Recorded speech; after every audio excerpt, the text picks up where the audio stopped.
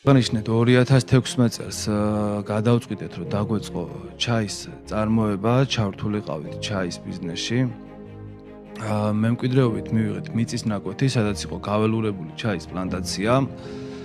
ჩვენ მოვახდინეთ მისი რეაბილიტაცია და ამის შემდეგ უკვე დავიწყეთ ჩაის წარმოება. ტექნოლოგიას რაც შეეხება, ტექნოლოგია შევისწავლეთ ქართული ბიოჩაის ასოციაციის მეშვეობით, რომლის წყალობითაც 2018 და 2019 წლებში ვიმყოფებოდით ჩინეთში საგანმანათლებლო ვიზიტით, სადაც ჩვენმა წარმოებულმა თეთრმა და შავმა ჩაიმ პირველი ადგილი და უმაღლესი ქულები დაიმსახურა, რაც დიდი წარმატება იყო ჩვენთვის, რა თქმა უნდა.